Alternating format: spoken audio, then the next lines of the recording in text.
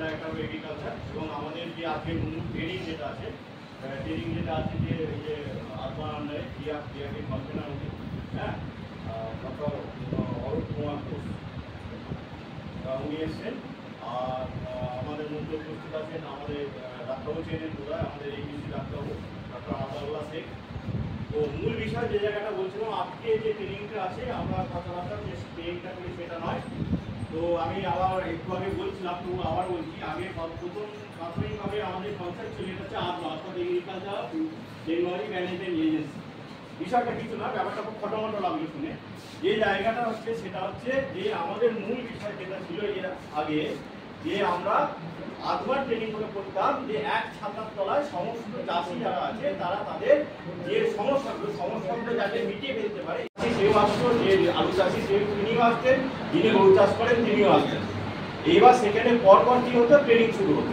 সেই পরপর ট্রেনিং যেটা হতো, যেখানে ভেটেরিনারির উপর আলোচনা হতো, মাছ চাষের উপর আলোচনা হতো, আলু চাষের উপর আলোচনা হতো। এইবার এইটার বিষয় যে জিনিসটা হতো সেটা হচ্ছে, ধরুন আমার পশুপালনের উপর আলোচনা হচ্ছে, তাহলে পশুপালন যারা করে তাদের যে সমস্যাগুলো আছে সেই সমস্যাগুলো উনি বললেন, তাহলে সেই সমস্যাটা মিটে গেল। এরপর হয়তো হর্টিকালচার নিয়ে আলোচনা হলো, হর্টিকালচার বা আলু চাষ নিয়ে আলোচনা হলো, চাষবাস নিয়ে আলোচনা হলো। তাহলে যিনি আলু চাষ করতে গিয়ে কি সমস্যা ফেস করছেন উনি সেই সমস্যাটা বললেন। সেখানে এগ্রিকালচারের যিনি আমাদের আছেন, এগ্রি সাহেব আছেন বা অন্যান্য যারা আছেন, তারা কিন্তু ওইটা সমস্যা নিয়ে আলোচনা করে দিলেন।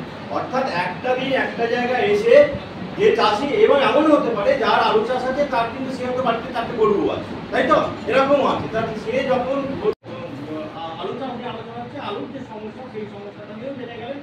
অর্থাৎ মেন বিষয় যেটা হলো, আমি বোঝাতে চাইলাম এই কনসেপ্টটা ছিল, বসুন আমি আসছি, ঠিক আছে।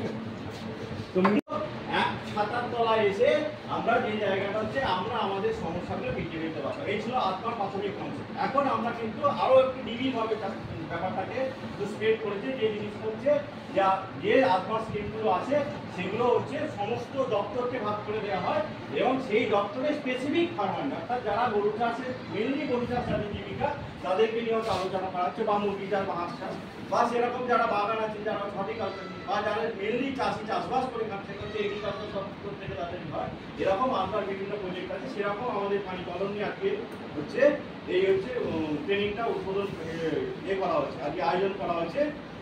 এই ট্রেনিংয়ে আজকে আমরা মূল বিষয় যেটা হচ্ছে, আমাদের আজকে মূল বিষয় যে বিজনেস আসপেক্ট, অর্থাৎ আমাদের প্রত্যেকের বাড়িতেই আমরা গরু চাষ করি বা ছাগল চাষ করি, বা আজকে যারা এখানে উপস্থিত আছে প্রত্যেকের বাড়িতে কোনো না কোনো অ্যানিমেল আছে, সেই মতোই আমাদেরকে সিলেকশন করা হচ্ছে, আপনারা এসেছেন।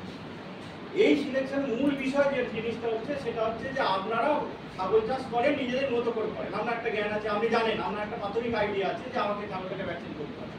তো আমার প্রথম কাজ হচ্ছে আমাদের জেনে নেওয়া যে আপনি কি কি করেন, কোন সময় কি ওষুধ খাওয়ান, বা কি কি রোগের টিকা দেয়, অর্থাৎ আপনার কতটুকু নলেজ আছে সেটা আমাদের আগে জানা, পারলেন, অর্থাৎ আপনার আগে পূর্ববর্তী আগে থেকে কতটা নলেজ আমরা তৈরি আছে, তার উপর বেস করে যেটুকুন ঘাটতি আছে বা যেটুকুন করলে আপনি ছাগলটাকে বা আপনার গরুটাকে বা মুরগিটাকে আরেকটু ভালোভাবে প্রতিপালন করতে পারবেন, সেই বিষয়টার উপর আমরা বেশি জোর দেবো, দিয়ে হচ্ছে যাতে করে আপনি আরো ভালোভাবে চাষ করে আরো কিছু লাভের মুনাফা দেখতে পারেন। এইটা আজকের ট্রেনিং এর মূল উদ্দেশ্য। প্লাস আর একটা মেন মোটো আছে, যেটা হচ্ছে আপনি যে ছাগল চাষটা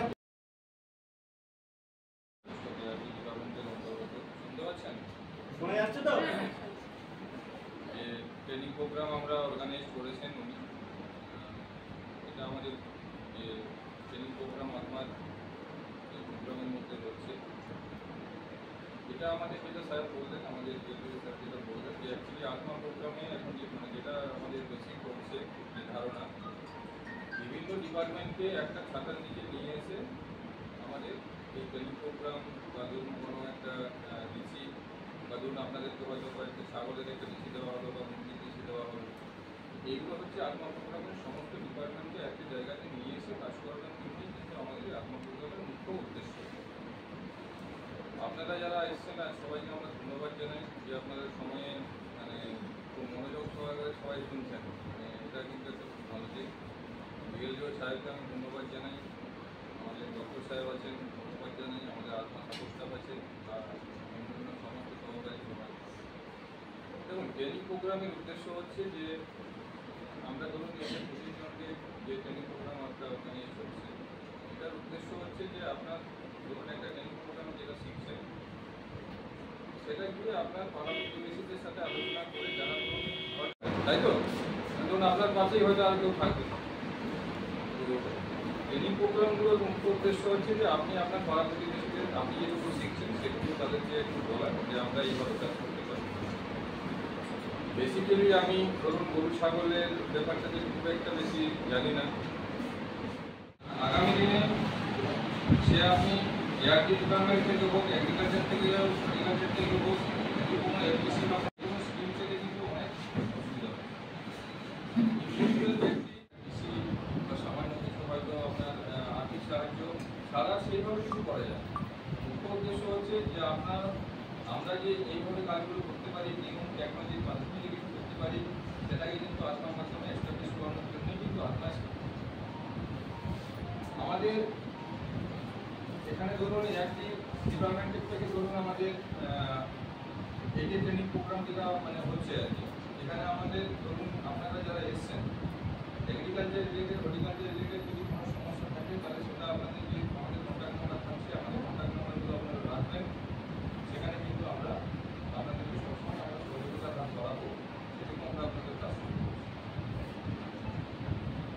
এরপর বলুন আর কিছু ব্যাখ্যাও পেয়ে গেলেন যে জলের মূল উদ্দেশ্য কি মোটর কি, আমরা কোন জায়গায় জল থেকে এবং কোন জায়গাটা গিয়ে পৌঁছতে পারি, ঠিক না? খুব সুন্দরভাবে উনি আমাদের বুঝিয়ে দিলেন।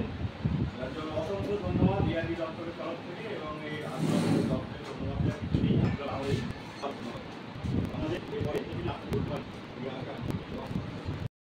আমাদের দাঁড়িয়ে আছেন, যদি আপনারও বলবেন আপনার কাজ করছেন চাষ কি চাষ হয় তার মামার কোম্পানি আপনারা কী করছেন এটা শুনে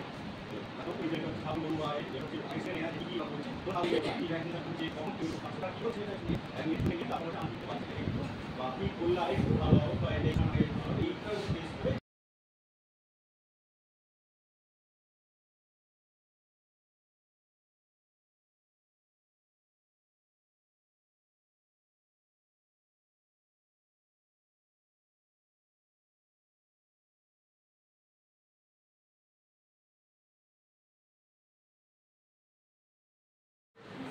সামনে সেকেন্ড ব্রেক করতে হবে। সেকেন্ড ছয় মারেন না ওই আপনি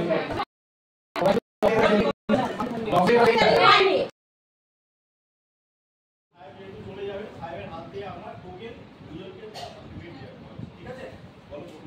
জয়ন্তী দাস একবার পিছনে দিতে হয়, পিছনে দিতে আসো।